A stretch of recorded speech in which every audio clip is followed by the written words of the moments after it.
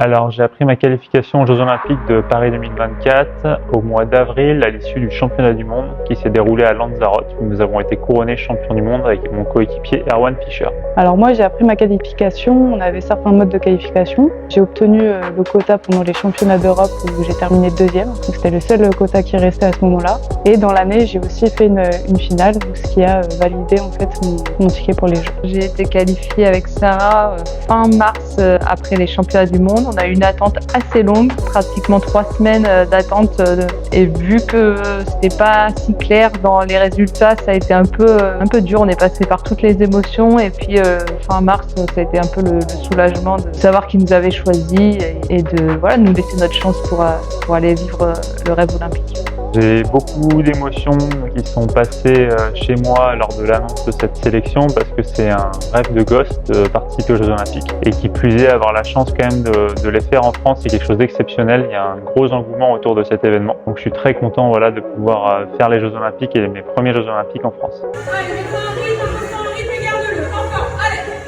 J'ai été très soulagée parce que c'est vrai qu'en fait depuis après Tokyo 2020, on a enchaîné tout de suite sur le mode de sélection pour Paris. Donc c'est vrai que là ça fait 3 ans où je pense qu'avec mes collègues on était tous à fond, sans relâche vers l'objectif. Donc là le fait de le valider et d'être enfin soulagée de savoir que je vais partir, c'est beaucoup d'émotions, mais de bonnes, que des bonnes. Hein. Évidemment il n'y a pas de négatif, mais voilà, maintenant je respire un peu plus mais je reste focus sur l'objectif médaille maintenant.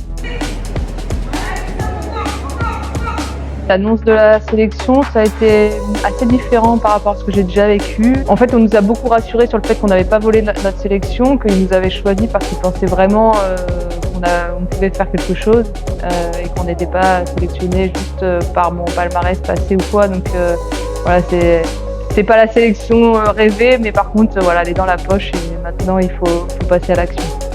La première manche des Jeux Olympiques pour nous va se dérouler le 28 juillet. On nous laisse encore un petit peu de temps de préparation et on essaie de couper nos journées, essayer de bosser sur le moindre détail pour être le plus performant possible sur le plan d'eau de Marseille, qui est un plan d'eau très compliqué. Donc on essaie de passer beaucoup de temps là-bas pour être le meilleur possible et appréhender au mieux toutes les conditions de vent qu'on va pouvoir rencontrer.